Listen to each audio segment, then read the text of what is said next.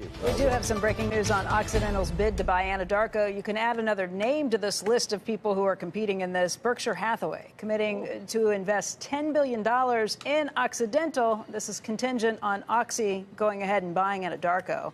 Here's the terms of the deal. 100,000 shares of perpetual preferred stock. That preferred stock comes with an 8% annual dividend. Nice. Also, the warrant to purchase up to 80 million shares of Oxy common shares at $62.50. If you look at the last bid on Occidental shares, they're trading at $63.43. That's up 5.5%, I think, as this news is hitting, because that's higher than those shares were trading just a moment ago. Now the stock is up by about 6.5%. There have been all sorts of concerns about whether Occidental's deal was for real, whether they were going to get the financing for it. Well, this makes it real. It's expensive capital, though. It is expensive capital. Expensive. It's kind of out of the Berkshire playbook, though. 8% preferred. That's what they did all through. They just levered and earn a 15, right? Right. So, like, GE, genius. Bank of America, all the way through that you go. Less from Warren.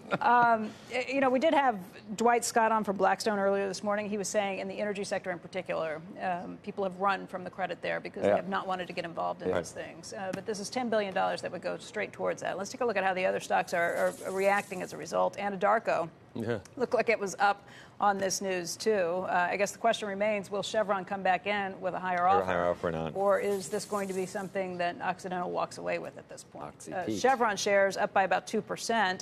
And we talked about that yesterday. That's for losing. That's for losing. Right. The Chevron shareholders did not like this. The stock was down when they first made the announcement on this, Barry. So when you see Chevron up, I guess kind of solidifying the idea that they don't think Michael Worth will come back. When Michael Worth was on set with us here, he said they weren't going to pay more for this. I think the question remains, though, how much do they want these assets? Because in the Permian Basin, they have already been able to do a lot of scale, Chevron has, and it would be important to them. But obviously, Occidental thinks it would be very important to them as well.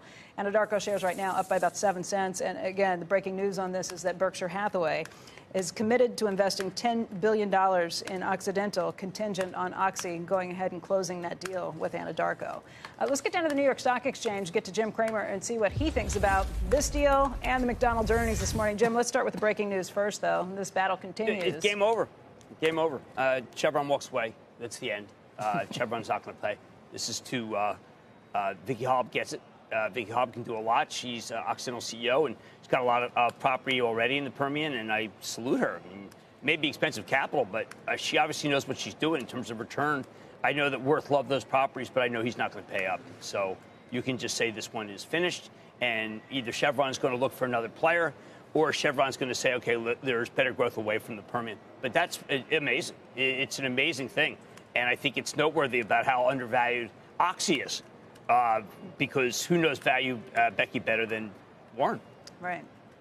Although, you know, the deal he's getting is the preferred stock, but then also the common shares that he'd have the warrants on. But yeah, he thinks they're good for a lot of people sticking around. If Vicky's paying too much, you don't want to give her preferred. You don't give her anything. Right. And I think that there are a lot of people who felt that she is paying too much. And obviously, if you think that they're a good enough credit risk, you give them that deal. Yeah, cheap capital, but at the same time, capital and endorsement. I just think that it's a sign that Hobb is a lot better than a lot of people think.